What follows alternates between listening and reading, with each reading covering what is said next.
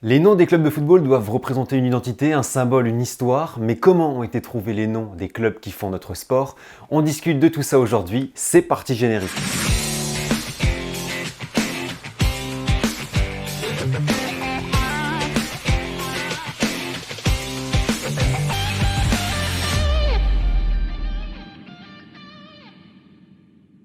Salut tout le monde, j'espère que vous allez bien.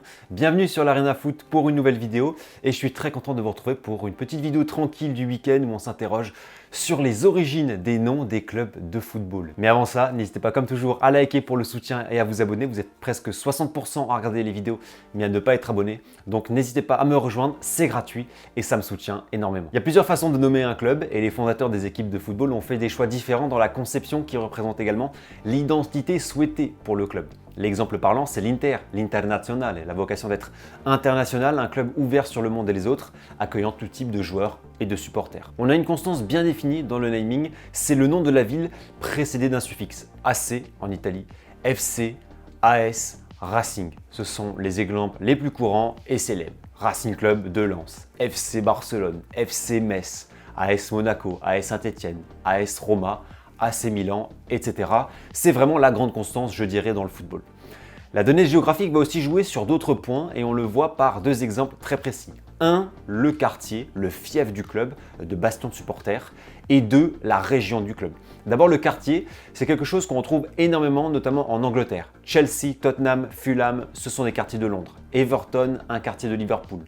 On a aussi St. Pauli en Allemagne, référence au quartier branché et populaire de Hambourg. Benfica, qui est un quartier de Lisbonne. Boca Juniors en Argentine, puisque la Boca est un quartier de Buenos Aires qui était vraiment très réputé pour être une vraie zone attractive. Il y en a tellement, on pourrait rajouter Anderlecht, un quartier de Bruxelles, ou Feyenoord, qui est un quartier de Rotterdam. Et ensuite, on a la région. En France, on a beaucoup de clubs qui ont fait le choix d'arborer le nom de leur région ou de leur département dans leur nom. L'AS Nancy, Lorraine, les Girondins de Bordeaux, Montpellier Hérault, le Racing Club de Strasbourg Alsace. Ici, le A du logo RCSA a été ajouté il y a 10 ans. Donc c'est vraiment quelque chose que l'on retrouve en France, mais aussi à l'étranger. Le FC Twente, Twente c'est pas une ville, c'est une région des Pays-Bas. Le Bayern Munich également, puisque Bayern c'est la Bavière, la grande région sud-est allemande. La Lazio, bien évidemment, le club porte le nom de la région de Rome, le Latium. On passe maintenant à un autre type de nom, c'est ceux qui sont imprégnés de références mythologiques. D'abord la mythologie grecque avec le héros Ajax de la guerre de Troie, qui a donné son nom à l'Ajax Amsterdam, l'idée de faire du club un étendard de la bravoure de ce soldat. On en a parlé lors de la vidéo sur les logos des clubs de foot il y a quelques temps, mais les traits du héros Ajax sont représentés par 11 lignes qui désignent les 11 joueurs sur le terrain et la lance, l'arme d'Ajax, a donné également le nom des joueurs puisqu'ils sont appelés les lanciers, le surnom des joueurs.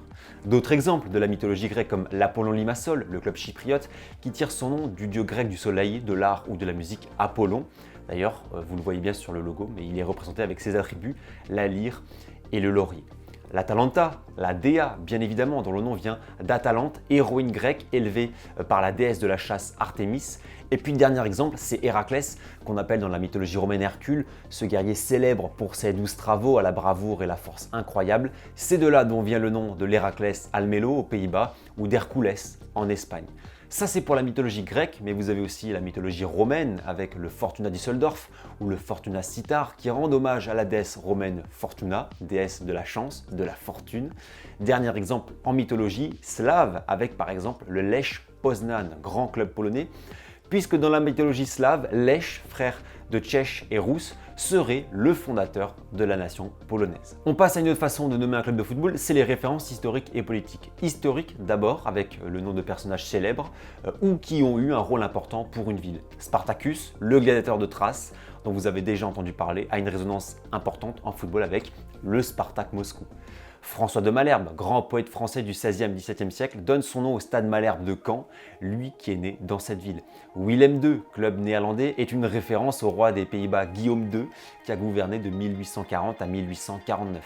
Et dernier exemple, historique, Tottenham Hotspur, Tottenham, c'est un quartier de Londres, on l'a dit, mais Hotspur, c'est un clin d'œil à Harry Hotspur, appelé Henri Percy, qui était un Anglais, grand commandant de bataille, qui était réputé pour son caractère impétueux. Si vous avez d'autres exemples, n'hésitez pas à en partager en commentaire. Et ensuite, des connotations politiques qu'on remarque beaucoup en Europe de l'Est. Ce sont tous les clubs dont le nom commence par Dynamo. Dynamo Moscou, Dynamo Kiev, Dynamo Zagreb, Dynamo Berlin, Dynamo Bucarest. L'appellation Dynamo, ça nous renvoie directement à la période soviétique qui date même d'avant la Seconde Guerre mondiale, puisque Félix Dzerzhinsky va fonder la société politique sportive Dynamo en 1923, qui va devenir le fer de lance de la politique sportive communiste qui doit former les jeunes et qui est aussi une passerelle vers les centres de pouvoir. Ça va proliférer ainsi dans les années 20 avec en 1929 200 clubs qui sont appelés Dynamo. À cette époque, ce sont déjà le Dynamo Moscou et le Dynamo Kiev qui vont être célèbres. Après la Seconde Guerre mondiale, le communisme gagne encore en intensité et en succès. Il est considéré comme un vainqueur moral de la Seconde Guerre mondiale. Et c'est à ce moment-là que le bloc de l'Est va élargir encore les dynamos, comme à Zagreb, mais aussi à Berlin en 1966. Le Dynamo Berlin devient le club de la RDA, le club soutenu par la Stasi, la police politique, tandis que l'autre club de Berlin-Est, l'Union de Berlin, devient le club majoritaire des dissidents et des opposants politiques. Dernier exemple, le CSKA Moscou, le CSKA Sofia en Bulgarie. CSKA renvoie directement, là encore, à l'histoire russe, avant même la période soviétique. Le CSKA Moscou était le club de l'armée rouge dans les années 1910-1920. L'acronyme signifie Club sportif central de l'armée. Il y a donc un énorme poids historique et politique dans ce nom. Dernière catégorie qu'on trouve, c'est le naming d'entreprises, de grands groupes industriels. Des clubs ont été fondés par des marques et on retrouve cela dans le nom. Bien sûr, le Bayer Leverkusen. Bayer était un grand groupe pharmaceutique allemand fondé au 19e siècle. Philips a créé le PSV Eindhoven. Le P de PSV, c'est le nom Philips. Arsenal aussi tire son nom d'une entreprise, d'une usine d'armement qui s'appelait la manufacture Woolwich Arsenal. Et ce sont des ouvriers de cette manufacture qui ont fondé Arsenal. C'est pourquoi on appelle les joueurs et supporters les Gunners, les canonniers. Voilà l'explication du canon sur le logo du club. Et puis enfin, peut-être l'exemple le plus connu, c'est la galaxie Red Bull avec le Red Bull Salzbourg, Red Bulls de New York. Et puis dans cette galaxie, vous avez aussi le RB Leipzig, mais le nom Red Bull n'y est pas présent. Pour terminer cette vidéo, dans les divers et autres qu'on pourrait mentionner, on peut parler de Galatasaray, fondé par des étudiants d'un vieux lycée prestigieux d'Istanbul qui s'appelle comme le club. On peut parler également des clubs à l'influence anglaise, les Young Boys de Berne en Suisse, le Red Star en France. Et puis enfin, parlons de la fusion des clubs. C'est le cas pour le Lille Olympic Sporting Club, le LOSC, fusion de deux clubs, mais aussi le Real Betis Ballon-Pied, fusion du Sevilla Ballon-Pied et du Betis Football Club. Voilà les amis, c'est la fin de cette vidéo, j'espère qu'elle vous aura plu et que vous aurez peut-être appris quelque chose. Dites-moi en commentaire vos exemples préférés de noms de clubs, leurs références, symboles.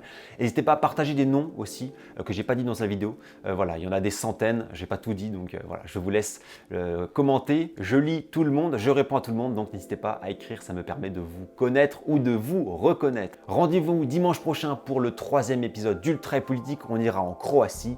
D'ici là, joyeuse Pâques à toutes et à tous, bon week-end, prenez soin de vous et profitez des vôtres. Allez, ciao, ciao.